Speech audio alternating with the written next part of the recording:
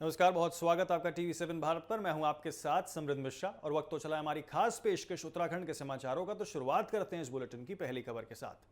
हरिद्वार में विश्व हिंदू परिषद यानी कि विहिप के केंद्रीय मार्गदर्शन मंडल की 2 दिवसीय बैठक जो है वो संपन्न हो गई है। भूपतवाला स्थित निष्काम सेवा ट्रस्ट आश्रम में आयोजित इस बैठक में उत्तराखंड के मुख्यमंत्री पुष्कर सिंह धामी, विहिप के अंतर्राष्ट्रीय अध्यक्ष आलोक कुमार और देश भर से आई कई संत महात्मा ने जो है हिस्सा लिया है। बैठक के दौरान संत समाज, हिंदू समाज, गौ रक्षा और इसी के साथ गौ संरक्षण, परिवार व्यवस्था और अयोध्या राम मंदिर से जुड़े कई महत्वपूर्ण मुद्दों पर चर्चा भी की गई है और कई प्रस्ताव पारित किए गए हैं। बैठक में अयोध्या राम मंदिर ट्रस्ट से जुड़े कथित चंदा घोटाले की जांच का दायरा बढ़ाने, संपूर्ण गौ रक्षा और गौ संवर्धन के लिए कानून बनाने, नशा मुक्ति अभियान को मजबूत करने और साथ ही परिवार संबंधित कानूनों की समीक्षा करने की मांग जो है वो उठाई गई है। साथ ही हिंदू समाज की एकता को और मजबूत करने का भी संकल्प लिया गया है। मुख्यमंत्री पुष्कर सिंह धामी ने कहा है कि देश और समाज के विकास के लिए ऐसे विचार मंथन जरूरी हैं। उन्होंने कहा कि विहिप लंबे समय से सामाजिक और सांस्कृतिक विषयों पर काम करती आ रही है। संतों का मार्गदर्शन समाज को सही दिशा देने में महत्वपूर्ण भूमिका निभाता है। धामी ने कहा है कि संत समाज के सहयोग से आगामी कुंभ मेले का भव्य आयोजन भी सुनिश्चित किया जाएगा। विहिप के अंतर्राष्ट्रीय अध्यक्ष आलोक कुमार ने गौ रक्षा के मुद्दे को प्रमुखता से उठाया है। उन्होंने कहा कि संगठन वर्षों से गौ संरक्षण के लिए काम कर रहा था और हर साल बड़ी संख्या में गायों को बचाने का प्रयास करता रहा है। उन्होंने कहा है कि केंद्र और राज्य सरकारों से जल्द से जल्द संपूर्ण गौ रक्षा कानून लागू करने की मांग की है। साथ ही कहा है कि इस विषय को लेकर देशव्यापी जनजागरूकता अभियान भी चलाया जाए। अयोध्या राम मंदिर से जुड़े आरोपों पर आलोक कुमार ने कहा है कि मामले की जांच जारी है और ट्रस्ट जांच में पूरा सहयोग कर रहा है। उन्होंने कहा कि यदि किसी स्तर पर कोई गड़बड़ी सामने जो है वो आती है तो दोषियों के खिलाफ जो है सख्त कार्रवाई होनी चाहिए। साथ ही उन्होंने अन्य धार्मिक जो ट्रस्ट हैं उनकी गतिविधियों की भी जांच करने की मांग की है। उनका कहना था कि जांच पूरी होने से पहले राजनीतिक आरोप प्रत्यारोप से बचना चाहिए। बैठक में आपको बता दें कि डंडी समाज जितेंद्र नंद सरस्वती ने भी जो है यहाँ पर परिवार, स्वास्थ्य और व्यवस्था पर जो है चिंता जताई है। उन्होंने कहा था कि बढ़ते तलाक, परिवार के टूटने और बदलती सामाजिक व्यवस्थाओं पर गंभीर चर्चा की जरूरत है। बैठक में सरकार से वैवाहिक और इसी के साथ परिवार संबंधित कानूनों की समीक्षा करने और भारतीय परिवारों के मूल्यों को मजबूत करने पर भी जो है आश्वासन कदम और आवश्यक कदम उठाने की बात कही गई है। मुख्यमंत्री धामी, क्योंकि इसमें उन्होंने शिरकत की थी, आखिरकार मुख्यमंत्री पुष्कर सिंह धामी ने इस पूरे आयोजन को लेकर क्या कुछ कहा, आपको सुनाते हैं। पूरे देश भर के पूज्य संतगण, मार्गदर्शक मंडल के सभी सदस्य, तुम्हारा नहीं आ रहा, तुम्हारी कहाँ राष्ट्र की उन्नति के लिए, राष्ट्र के समग्र विकास के लिए, उन्नयन के लिए, सनातन के लिए और देश हमारा विश्वगुरु बने उसके क्षेत्र में महत्वपूर्ण चिंतन बैठक हुआ है।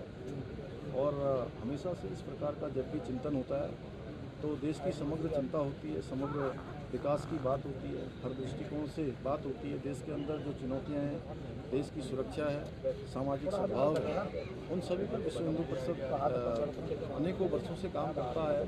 तो मैंने भी आकर पूज्य संतगणों का सभी का आशीर्वाद लिया। देवभूमि में सब आए, मैं सभी का देवभूमि उत्तराखंड में सबका स्वागत करता हूँ, अभिनंदन करता हूँ। और ये हमारे लिए बड़े सौभाग्य की बात है कि ये मार्गदर्शक मंडल की बैठक ऐसे समय में हो रही है जब हमारे राज्य के अंदर चारधाम यात्रा चल रही है, हमारे अनेक जो धार्मिक स्थानों की यात्रा चल रही है और आने वाले समय में यहीं मां गंगा के स्थान पर हरिद्वार में कुंभ का आयोजन भी होना है। तो निश्चित रूप से इन सभी पूज्य संतगणों के आशीर्वाद से, हमारे विश्व हिंदू परिषद के सभी शीर्षस्थ लोगों के मार्गदर्शन में ये हमारा आने वाले समय का कुंभ बड़ा भव्य और दिव्य होगा।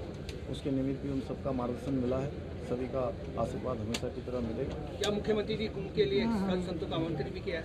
बिल्कुल जी, सभी को उनके बिना तो कुंभ की कल्पना नहीं हो सकती है और वो तो हमेशा से रहते ही। उन सभी का आमंत्रण भी वैसे भी दे रहे हैं और अलग से भी आमंत्रण। आगे बढ़ते हैं, आपको बता दें कि उत्तराखंड के पशुपालकों के लिए जल्द ही नई संभावनाओं के द्वार खुलने वाले हैं। राज्य सरकार और पशुपालन विभाग एक ऐसी आधुनिक तकनीक को लागू करने जा रहा है जिससे पशुपालकों की या पशुओं की नस्ल में जो है तेजी से सुधार होगा और पशुपालकों की आय भी जो है उसमें उल्लेखनीय बढ़ोतरी जो है वो देखने को मिलेगी और उम्मीद इसी की जताई जा रही है। इस तकनीक को आपको बता दें कि अपनाने वाला उत्तराखंड देश का पहला राज्य बनने जा रहा है। अब तक पशुओं की नस्ल सुधारने के लिए मुख्य रूप से कृत्रिम गर्भधान तकनीक का उपयोग जो है वो किया जाता था। हालांकि इस प्रक्रिया में बेहतर नस्ल के परिणाम जो है वो देखने को नहीं मिलते थे, या देखने के लिए जो है कई पीढ़ियों का इंतजार भी जो है वो करना पड़ता था। नई व्यवस्था में आपको बता दें कि हाँ, एम्ब्रियो ट्रांसफर टेक्नोलॉजी यानी कि भ्रूण प्रत्ययकरण तकनीक का उपयोग किया जाएगा, और इसके जरिए उच्च गुणवत्ता वाले पशुओं के भ्रूण को जो है यहाँ पर वैज्ञानिक तरीके से दूसरे पशुओं में प्रत्यारोप किया जाएगा, जिससे पैदा होने वाली नई पीढ़ी बेहतर नस्ल और इसी के साथ अधिक उत्पादक क्षमता वाली जो है होगी। पशुपालन विभाग का मानना है कि इस तकनीक से पशुधन में जो है जेनेटिक सुधार की प्रक्रिया काफ़ी तेज़ी से होगी। बेहतर नस्ल के पशु अधिक दूध उत्पादन करेंगे और बाजार में जो है उनकी क्षमता भी सामान्य पशुओं की तुलना में जो है ज़्यादा होगी। इससे सीधे तौर पर पशुपालकों की आमदनी बढ़ेगी और ग्रामीण अर्थव्यवस्था को जो है मजबूती भी मिलेगी। इस महत्वाकांक्षी योजना को राज्य सरकार की मंजूरी मिल चुकी है। मुख्यमंत्री पुष्कर सिंह धामी की अध्यक्षता वाली कैबिनेट ने इस परियोजना को हरी झंडी दिखा दी है।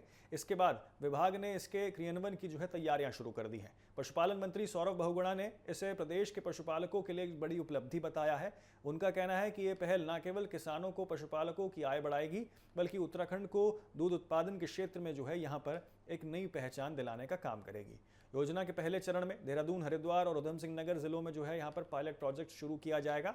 इन जिलों में पशुपालक गतिविधियां जो हैं वो अधिक होने के कारण जो है इन्हें प्राथमिकता दी जाएगी।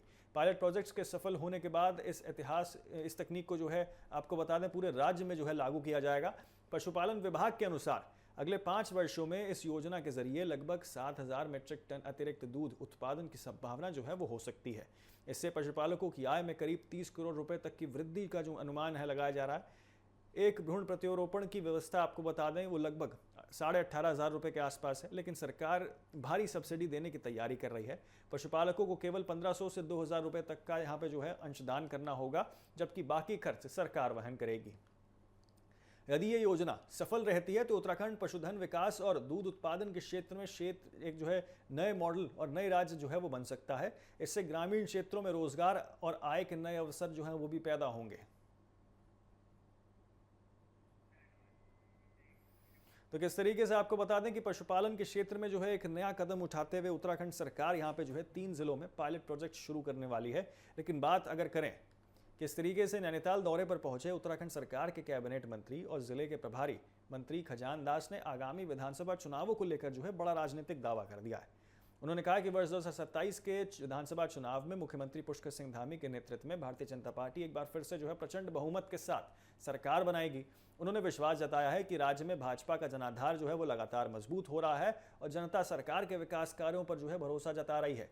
आपको बता दें कि यहाँ पे जो है खजान दास ने कांग्रेस पर भी जो है निशाना साधा है, और आपको बता दें कि निशाना साधते हुए उन्होंने जो है यहाँ पर देश भर में कांग्रेस का जनाधार जो है वो लगातार कमजोर हो रहा है, ये बात कही है। आपको बता दें कि उनके मुताबिक यहाँ पर कांग्रेस मुक्त भारत जो है वो देखने को मिल रहा है और इसी के सपना जो है वो धीरे धीरे साकार होता हुआ दिखाई दे रहा है। उन्होंने दावा किया है कि कई राज्यों में कांग्रेस का प्रभाव जो है वो कम हुआ है और जनता भाजपा की नीतियों और इसी के साथ नेतृत्व पर जो है अधिक भरोसा जता रही है। नैनीताल में आयोजित भाजपा जिला कोर कमेटी की बैठक में खजान दास ने संगठन को मजबूत करने पर विशेष जोर दिया है। उन्होंने कार्यकर्ताओं से यहाँ पे जो है बूथ स्तर तक संगठन को सक्रिय बनाने, जनसंपर्क अभियान तेज करने और आगामी चुनावों की तैयारी में जुटने का संदेश दिया है।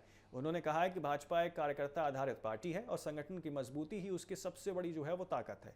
कैबिनेट मंत्री ने आपको बता दें कि यहाँ कार्यकर्ताओं से सरकार की जन कल्याणकारी योजनाओं और विकास कार्यों को आम जनता तक पहुंचाने का आह्वान भी किया है।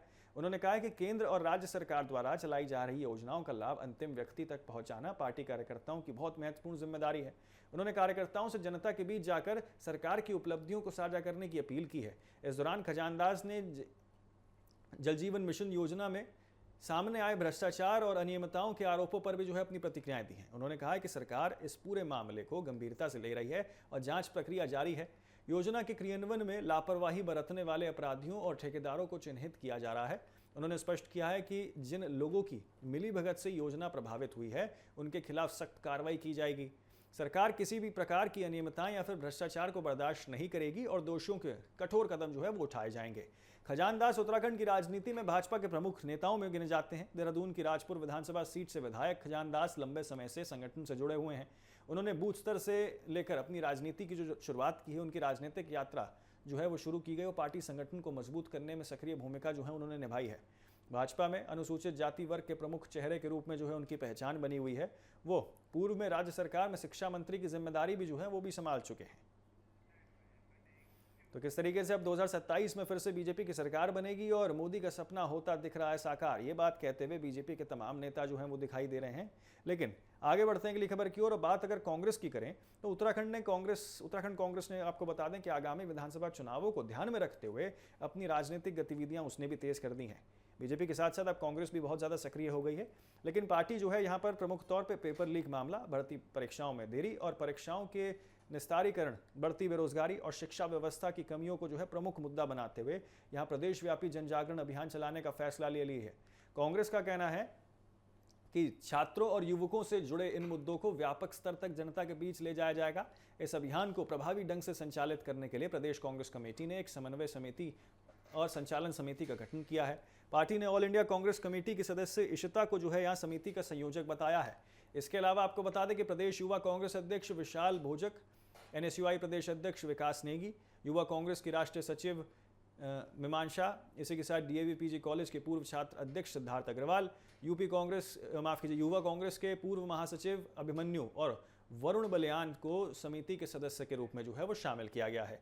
प्रदेश कांग्रेस अध्यक्ष गणेश गोदियाल ने समिति के सभी सदस्यों से अभियान को सफल बनाने के लिए जो है सक्रिय भूमिका निभाने की यहाँ पे अपील की है।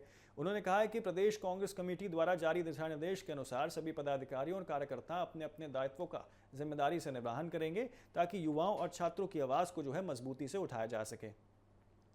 कांग्रेस ने अभियान के तहत जिला, महानगर और ब्लॉक स्तर पर कई कार्यक्रम आयोजित करने का निर्णय लिया है। पार्टी के सभी जिला और महानगर अध्यक्षों को अपने अपने क्षेत्रों में प्रेस वार्ता आयोजित करने के निर्देश दिए गए हैं। साथ ही जनसंपर्क अभियान चलाकर छात्रों और युवाओं से जुड़े मुद्दों को यहाँ पर अधिक से अधिक लोगों तक पहुँचाने का निर्णय जो है वो भी बनाया गया है। पार्टी ने राहुल गांधी द्वारा कोटा रैली में दिए गए संदेश को भी जो है यहाँ व्यापक स्तर पर प्रचार करने का फैसला लिया है। कांग्रेस नेताओं और कार्यकर्ताओं को स्थानीय भाषाओं में प्रचार प्रसार करने और इसी के साथ आम जनता से सीधे संवाद स्थापित करने के निर्देश दिए गए हैं।